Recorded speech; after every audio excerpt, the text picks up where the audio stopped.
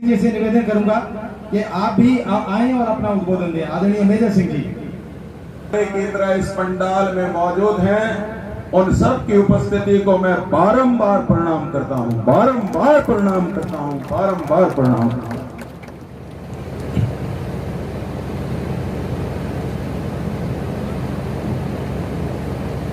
बहुत मेरे से पूर्व वक्ताओं ने हर विषय को कोट किया है। अब मेरे लिए कुछ बोलने के धन्यवाद के अलावा कुछ नहीं, फिर भी मैं एक प्रयास करता हूं। आपने कभी गन्ने का जूस निकालने वालों को देखा होगा, जो गन्ने का जूस निकालते रहते हैं, लास्ट प्रयास जब वो करते हैं तब वो क्या करते हैं, खोखस गन्ना बच जाता है। अब मेरे लिए तो वो है, सब कुछ तो बोल दिया, कुछ नहीं बचा।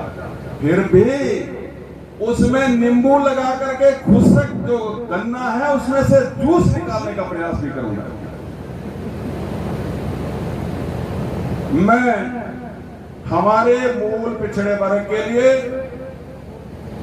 हमारे भारत देश की आजादी से पूर्व भी और आजादी के बाद भी संघर्षरत हमारे उन वीर वीरांगनाओं को बेहृदय से प्रणाम करता हूं, जिन्होंने जोखिम सहते हुए भी हमारे उज्जवल कल के लिए बहुत बड़ा प्रयास किया है। इतना ही नहीं, मुझे मौका मिला, मैं पूरे भारत देश में घूमता रहता हूं।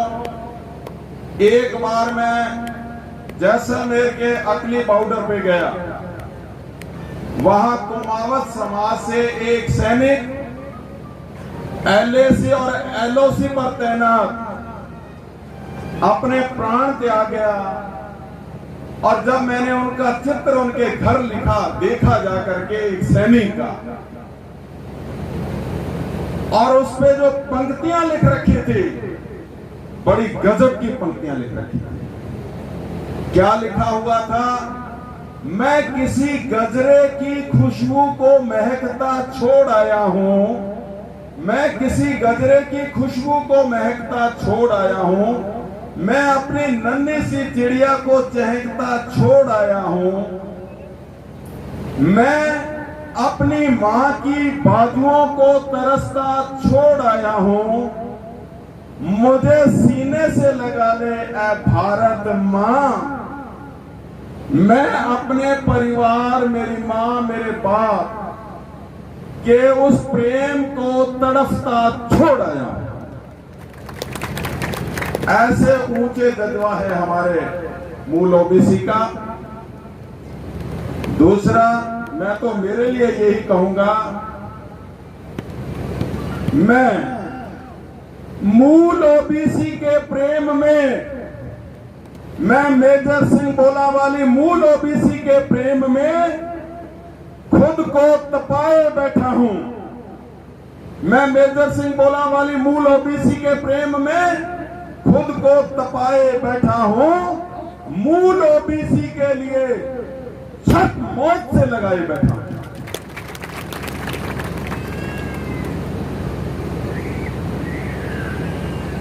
मुझे बहुत दर्द है और समय का बहुत अभाव है, पीड़ा भी बहुत है।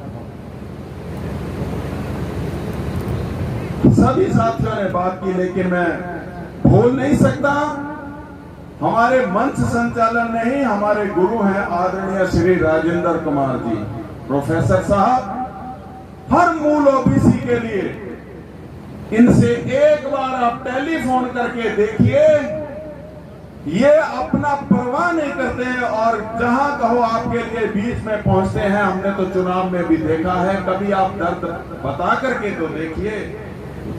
इतना ही नहीं, ऐसे तपस्वी लोगों को मैं हृदय से प्रणाम करता हूं। हमारे बीच में मैं मेरे बड़े भाई, जिनके लिए कह सकता हूं आकाश की कोई सीमा नहीं, इस धरती का कोई तोल नहीं तोला। क्या किसी ने इस धरती को आज तक नहीं तोला? और मेरे बड़े भाई आदरणीय श्री मोहन लाल जी की तपस्या का कोई मोल नहीं। इतना ही नहीं, हमारे बीच में ऐसा एक जज्बा लेकर के मूल ओबीसी के उत्थान के लिए जो यात्रा शुरू की है, मेरे से पूर्व वक्ताओं ने कहा कि समापन नहीं, अभी तो अंगड़ाई ली, अभी तो शुरुआत है।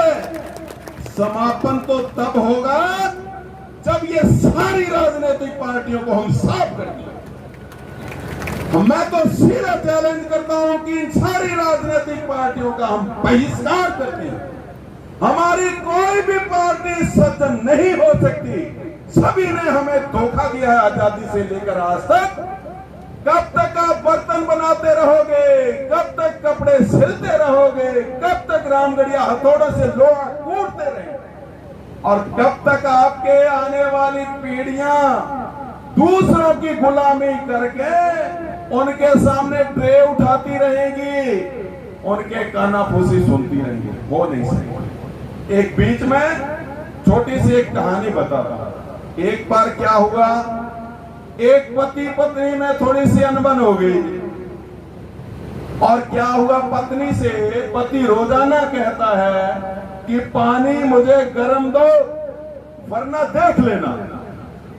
तो पत्नी ने क्या किया, अपनी सहेली के पास चली गई और सहेली से जाकर के कहा कि अभी मैं बहुत परेशान हूं, मेरा पति रोज मुझे परेशान करता है। बोले भी आज क्या करना, तुम सामने से ये कह देना पानी गर्म नहीं है तो क्या करोगे। पति देव आए और पत्नी से कहा पानी गर्म दो नहीं तो देख लेना।